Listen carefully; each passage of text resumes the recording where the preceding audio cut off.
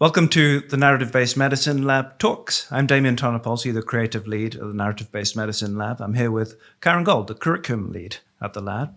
We're joined today by Conor Mc Donnell for a conversation about poetry, narrative-based medicine, and much else. Thank you for joining us, Conor. You're more than welcome. Thank you for volunteering me. I was wondering if to begin, you could tell us a little bit about yourself and your career in healthcare to date. What drew you towards your specialty? Towards my specialty. I was a very reluctant medical student. I was a very bad medical student. I was rarely at class, rarely in college. I wasn't even sure if I was going to end up becoming a physician. It was just a way to keep going to college each year. And I kind of just kept running with the herd for a while. And then when I graduated in Ireland, you have to do a year's internship before you actually have your full license. And so I was kind of that thing was like, well, I'll do the degree and get the degree. And then I was like, well, I'll do the year and I'll get the license. And I enjoyed the work. My first year's work was incredibly busy and incredibly difficult in a remote hospital in the west of Ireland. Really wished I'd paid more attention in school, but nothing particularly bad happened, but it was quite stressful. And during that year, it was really just a process of elimination of what I didn't want to do and what didn't want me to do it, So I felt the personality of a surgeon. I initially thought early on that I might want to do psychiatry. And I didn't meet many happy psychiatrists, to be honest with you. And so I thought that may not be the way of longevity. And I ended up with a choice between two things, pediatrics and anesthesia. And I really loved pediatrics, but I thought I was aiming myself towards that because I really like children. And I thought I'll probably struggle when I have really sick children on my hands. It'll probably be really difficult for me to deal with that. And I noticed in the hospitals that I was training in, the anesthetists always seemed to be like the jocks. Like whenever something went wrong, everybody relaxed when the anesthetist arrived, and they were always wearing scrubs. They didn't have to wear shirts and ties, and they kind of swarmed around the hospital. It was like a combination of Monty Python and Mad Men. It was just this weird authority that wasn't really earned but seemed to work. And I kind of thought, not I can do that. I thought I can be one of them. And so a few people in the year ahead of me had decided to do it. And so I talked to them about it and I thought, you know what? Why don't I do that? And in Ireland, it's actually really, really good because you train in anesthesia and intensive care medicine at the same time. And you train all over the country. And so, that really knocked the non-committal out of me and also made me have much more respect for the vocation, the profession, the position you're in, the position that society gives you and kind of acknowledges to you.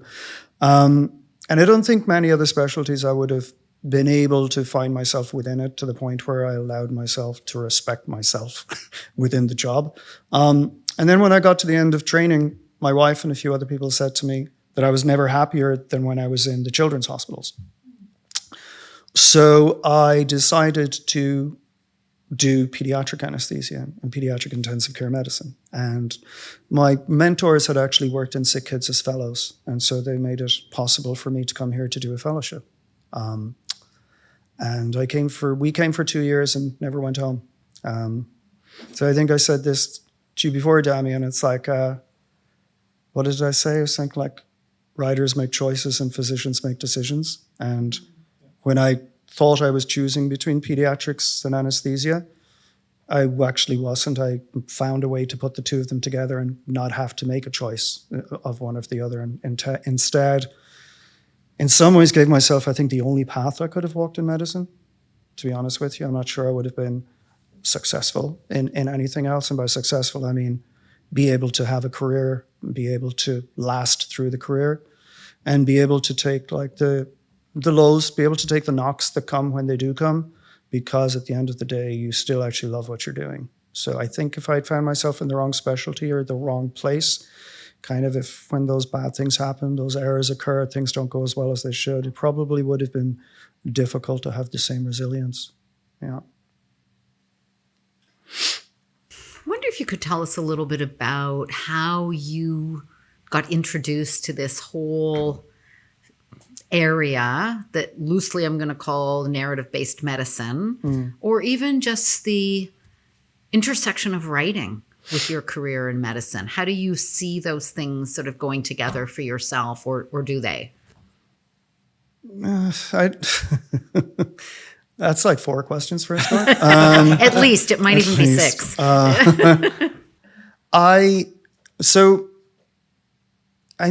Probably about a decade ago, it was quite difficult for me and for us here. There were some significant problems back home, and in Ireland, and they led to difficulties being here. One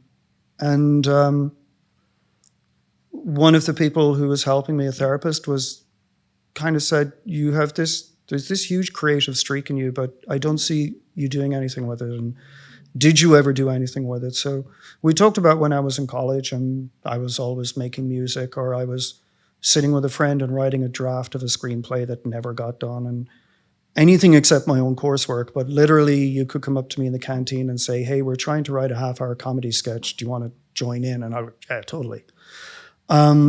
So this was something that this woman said to me. She said, I really think you need to re-engage with that, because it's probably a significant part of the problem of feeling like you're separating yourself to go to the hospital, that you're leaving something vital at home in order to survive through this particularly rough patch. And so I enrolled in the university's the School for Continuing Studies, the evening classes in creative writing. And I enrolled with a friend of mine, actually, who was an intensive care nurse. And we did the introductory course with Michel Bassilier. And I kind of thought, I'm going to be a short story writer, probably not a novelist, because it takes forever. And there is a certain part of me that does need some sort of not instant appeal, but feedback early on. So then poetry became obvious, sit down for 5 minutes, write a poem, then ask someone, why don't you like it? And I knew there are a lot of people who just took those classes, like one class here, one class there, whenever. And but I remember the very first class, there was 10 people in it, and they went around, they did names, and why are you here? And there was so many people that were just like, I hate my job, I got to do something else. And I remember kind of going, well, this is a leap. You can't just say, I hate my life, I'm going to be a writer. And I was like, that's not how it works. But I think I remember saying something like, I'm here because I want to be a better writer. I'm not very good at the moment. And I ended up doing essentially the entire curriculum as in short story. And near the end of it, Catherine, I was but one of my teachers said, you should do a poetry class, just to do a poetry class, just get the feel for the language, all that kind of stuff. So I ended up doing a class with Susan Glickman, and I really enjoyed that class. And then I was supposed to do a class with Catherine Graham.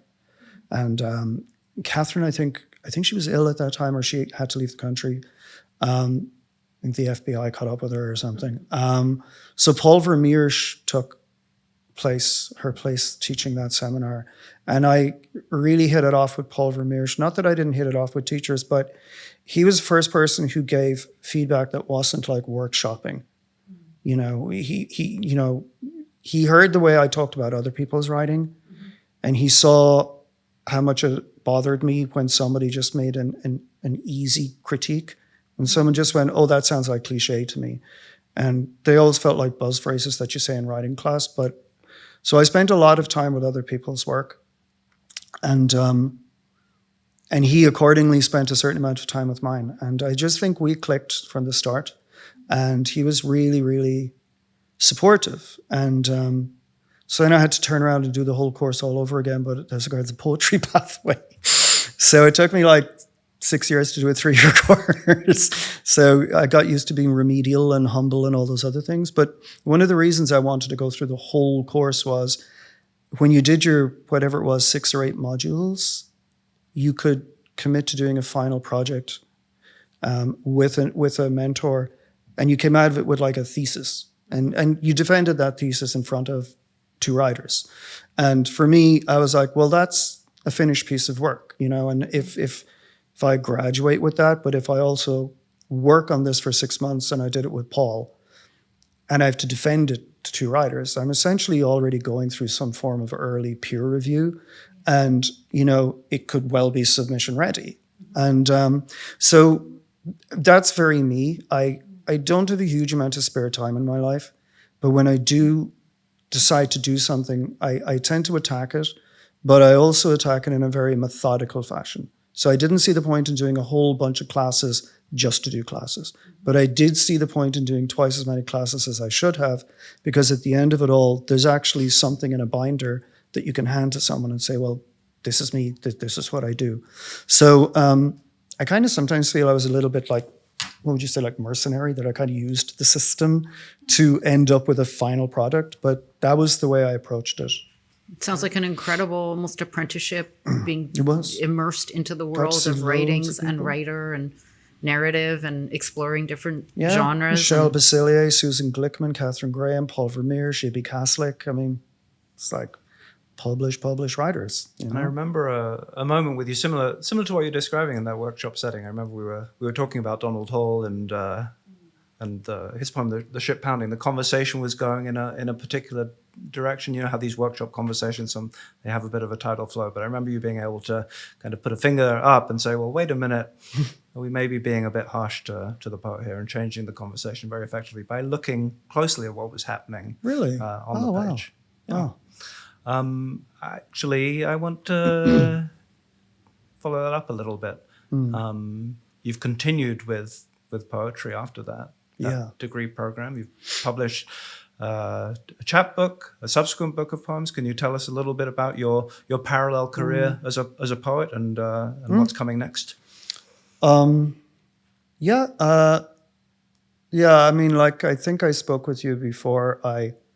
In a scenario where, as a physician, a scientist, a researcher, your CV, your resume, applying for CIHR grants, you do it in a certain way that fleshes everything out and maximizes the impact you have in the world. It's like cannonballing into a swimming pool. No part of this pool is untouched without me being in it, that kind of thing. Whereas after a few years of different publications and different types of publications, I started coming up with this literary bio. There was almost like, it was a bare bones skeletal CV that I was creating for people who, like me, would have been starting out. So people, and so I think I used to say, in 2015 I published my first poems, and in 2016 I published my first chapbook, and the names and who they are. In 2017 I published my second chapbook, and in 2020 I published my first collection of poetry, and then in 2021 I published my third chapbook, and next year my second collection's coming out. And in my literary, whatever you want to call it, the bio or the blurb near the back of the book, where there's a picture of you staring at a cat or whatever it is, and it's like, I don't like this thing, his writing has appeared in, and they name like 8 magazines. I mean, 10 years from now, those magazines might not even be around anymore. I tend to be a lot briefer with it. I do like to stress the fact that I'm a physician and a writer, because then it's like other physicians who want to write see that and they go, oh, okay, you can do this. And I always end it. It's kind of like, I don't know if is it a Bond thing? I think it is. It's like a James Bond film thing. I always end it by saying what my next book will be. And it's not, I do know what my next book will be, and publishing being what it is, what it's going to be, but it's not exactly setting myself a challenge, but it's basically saying this isn't a one-off. And and not just to myself, but to anyone who maybe picks up a bio or picks up a book and goes straight to the bio. Oh, what the hell is this guy about? But if it's someone who's also going, oh, how did this guy get here? Then is that idea that it's like, oh yeah, there's another one. This is a process, this is a pathway, this is a trajectory. Because I think too many people in our profession actually kind of think, oh, you published a book, you must have always wanted to do that, and now you've done it, and what will you do next? Thinking it's not going to be in writing.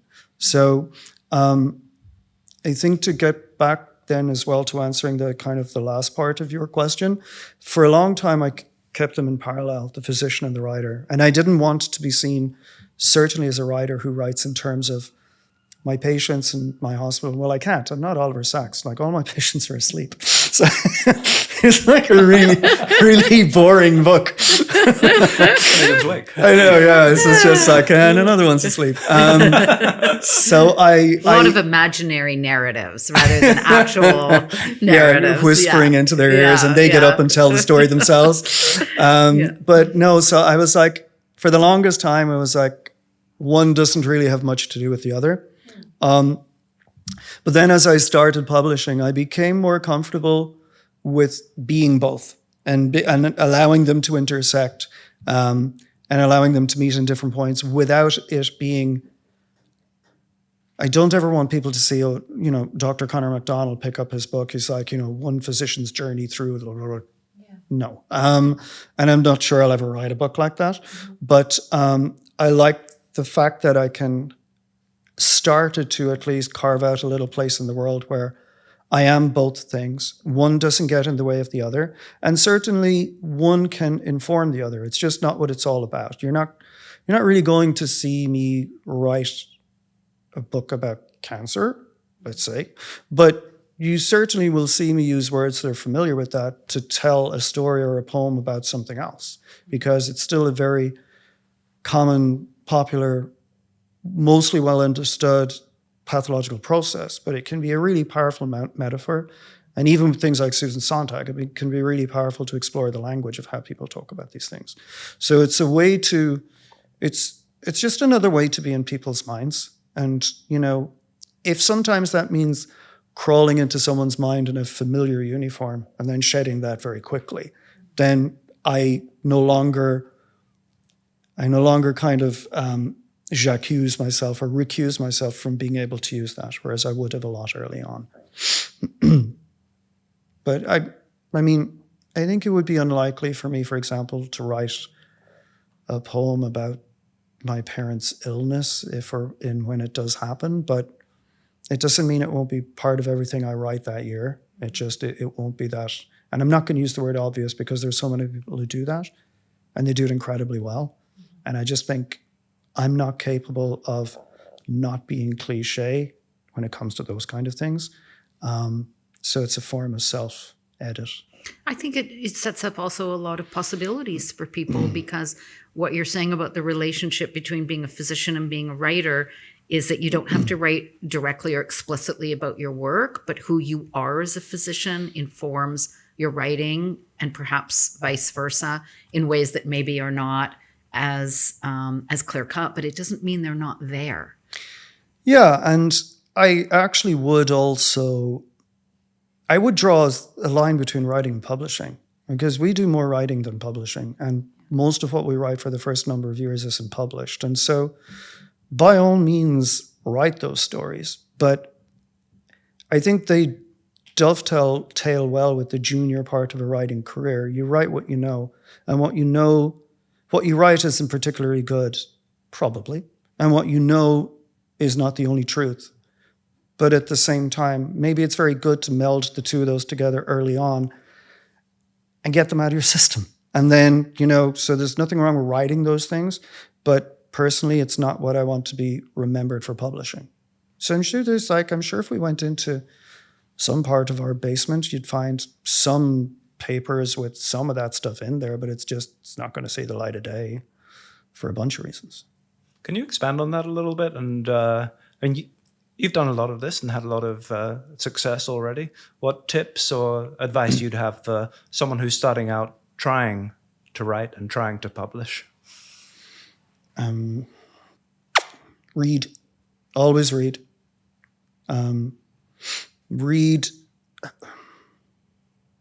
Read to challenge yourself. Don't read how-to books. Read authors that are difficult. Ask a few people for a few lists and start reading. In terms of writing, there's a danger for us as physicians. We're nominally quite successful people in terms of most physicians, and I think I said this before, most physicians, the first thing they fail is their driving test. And they're just absolutely incandescent when they do. How dare you? Never failed anything in my life before.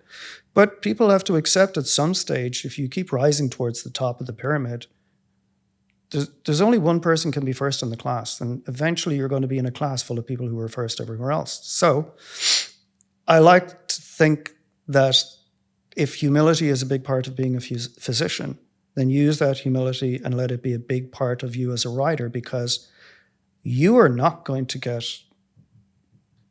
you're probably not even going to get many rejection letters early on. You'll just never hear back from the people you submit to. And that's not because it's so terrible, but there are thousands and thousands and thousands of people sending submissions to everything all the time. And there's a certain amount of luck with being plucked from that pile, but there's also a huge amount of work and perspiration that gets you into that pile in the first place. And so I think people have to be prepared to join the back of a queue.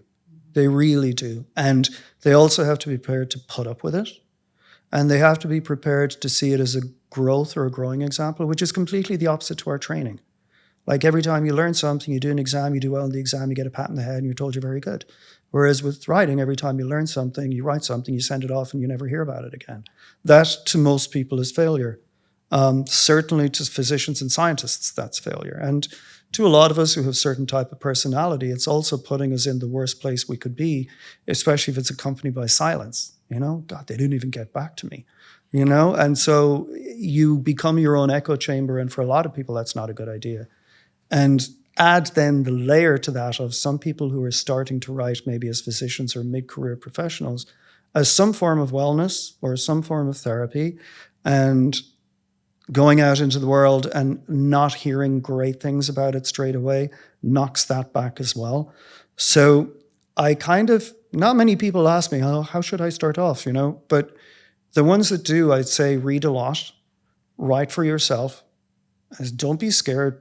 Just because you're a physician doesn't mean you can't write something that's uncomfortable, transgressive, ugly, not hateful, but I used to worry, I work in SickKids, what if I write this thing and it's published and people are like, how could he do that? He works with children. It's not that I don't worry about that anymore, but I also don't feel that I feel that there's a skill involved in not getting that wrong, which is the opposite skill to I write from my experience, therefore it must be true, therefore it must be good. So I think it's a journey from one to the other and without going over the edge. And so I do tell people, you need to write for yourself. You need to treat it like a muscle. You need to flex that muscle. And reading is the protein powder for when you work out that muscle. And you need to be writing all the time. Not all the time, but you need to be writing all the time. And I love what Nick Cave says. He says, I get up every morning and I put on a suit. And then I sit down at the typewriter. And I like that idea. He puts on a uniform. He doesn't just get up and write. He has to put on a suit. Same suits he performs in probably. And then he's like, Showtime jazz hands. And when you do that, when you put yourself in that space and you put yourself in that place, and when you really, really, really listen to the people who are successful creativity, and I don't mean people who sell millions of books, but people who are just wonderful artists. So people like Rick Rubin, who everybody wants to work with Rick Rubin in music, and he's so zen. He has this new book called The Creative Act. And the entire book is just exercises of opening yourself up to what's going on around you. And too many successful artists say, I don't come up with the idea comes to me. The universe flows and the idea lands, and I either do something with it or I don't. And I don't think that you can be a successful surgeon and decide tomorrow that you're going to be a successful writer, but kind of rent a cottage and do it over the course of a weekend. I think you have to create almost like a different version of yourself initially, which I kind of did. And then you have to get used to the idea of turning up for that work, being open to that, which involves a huge amount of failure and a huge amount of notebooks and a huge amount of ideas that never get fleshed out. I have entire notebooks that maybe there's one line salvageable from the whole thing, and I mightn't salvage it for 5 years. But once your body and your brain gets used to a part of yourself being open to that energy, those ideas, almost all the time. And that's what I really mean by writing all the time, that you get yourself to a place where you might just overhear something on a streetcar, and you have the wherewithal to write it down, but you have the wherewithal to write it down and write why you wrote it down. And then when you're really, really, really good at it, you can just listen, you can hear it, you can keep it in your mind, you can work on it in your mind. And a few hours later, you still know the words that you said while you were working on it. And to me, then I think that's like the balance. You're not going to work and getting knocked off that balance. You can have a really difficult conversation with a family, and you can walk away from that conversation and you can kind of go, here's an idea that's adjacent to that, and I'm not going to forget it. Or I'm going to give myself 5 minutes and I'm going to write this down. If that means being 5 minutes late for a meeting with an executive, so be it. It's almost like the muscle you're developing as a writer is almost a muscle of paying attention, which you do in your day-to-day work and your practice. Whether you write explicitly about your work or not, you're bringing a different kind of attention to probably everything you do. It's a really good point. Yeah. Because like surgeons, intensivists, anaesthetists in particular, kind of any sort of proceduralists, their entire focus is focused down on a point. And that world can be kind of small, and then maybe you're not open to a lot of external input while you're trying to achieve that one thing. So the ability to apply that in other ways and not have it, what would you say, detract or distract from the obviously important things, it's not as difficult as it sounds, And I think there's enough of us wandering around now with ADHD and OCD and all those other things that we're always thinking of 47 things at the same time. So, yeah. Conor, could you tell us a little bit about what you're currently reading? You talked about the importance of reading as a writer. Can you tell us what's drawing you these days? Where to begin? Well, I'm currently 4 volumes into the 6 volumes of the Scott Pilgrim comics, the beautiful color versions. So it's set in the city of Toronto, and I'm just loving those. A friend of mine suggested I read those because I love the film. Everyone loves the film, but Netflix is doing this big anime thing on them, and they were like, you should read the books before you watch that. So that's what I'm currently reading at about 5 a.m. on the couch with the dog. When I get up, I don't have to turn the lights on because I can read it on the iPad. Product placement. So I'm reading the Scott Pilgrim books. I'm reading this English guy called Kim Newman, who's a friend of Neil Gaiman's, who's written this column for years in Empire Movie Magazine called The Video Dungeon. It's about all these horrendous, awful straight-to-video horror films. But he's written this series of books, the first one, which is called Anno Dracula. And it's set in 1899, and it's basically that Count Dracula, Vlad the Impaler, has married Queen Victoria. And vampirism has started to become acceptable. And all of the lords and ladies and gentlemen, they're actually all gradually transitioning to vampirism. But he brings in everything. Like he brings in the Bram Stoker thing. The first thing that the Queen did was have Bram Stoker beheaded. Just a note for the lawyers: this is a fiction. Well, it's also it's out of what is it? It's out of copy at this point. Yeah, it's no copyright at the moment. It's public. Queen Victoria's life is no. So there's all this like Sherlock Holmes. Like there's a whole part of it that is Jack the Ripper's story in there, but it's somebody who's actually, for a lot of newly turned vampires, there are only certain ways they can make money. And so this is this guy's way of actually keeping the vampire count down. And he's done about 10 of these. He's like, the next one is apparently the Red Baron in World War I. And but it's really fun. And I had a year of reading William Burroughs and J.G. Ballard. And I'll soon be going back into that. And you can only reread the Atrocity Exhibition so many times before you want to watch a Tom and Jerry cartoon as well. So, but I mean, Burroughs is my totem, and just with regards to experimenting with language. So I think I told you earlier, I just got this 800-page volume of the complete Anna Akhmatova, who's a Russian poet who fought against censorship her whole life in the Russian state, and was actually so censored at one point that a lot of her friends, she couldn't write things down, she couldn't print, she couldn't publish. So her friends would all memorize one stanza of a poem each, and so make sure that actually her stuff wasn't forgotten. And then when it became safe at times, they would all get together, recite it all, and then they would have a book. And she acknowledges that many times even have been small mistakes that added to it or did something else with it. So there is those, and I usually am always reading something about art, so visual and painters and things. And I think I only get books for Christmas. My wife just gets, and I tell her what to get me. So I think most of what I asked for this year is something to do with art. It was Keith Haring, The Art Thief, the book that came out earlier this year. There's artists who write on the imagination and creativity. I'm really, really into that kind of stuff. So I'm always want to know how people do things, make things, not quite where ideas come from, but what they do with ideas. And that's what I immerse myself in. And like I said, every so often I have to stick my head out of the pool and read a comic, read some Batman. Never Superman, always Batman. I think that's most of it at the moment. I think so. Yeah. Oh, it's a good list. It is what it is. Yeah. I'll just close by saying thanks so much, Conor. Thank you for being here today. Thanks for taking us, I think, deep into the heart of things, deep into the process as well as the relationship. You're going to go all Conrad on us now, are you? And I like ending on Batman.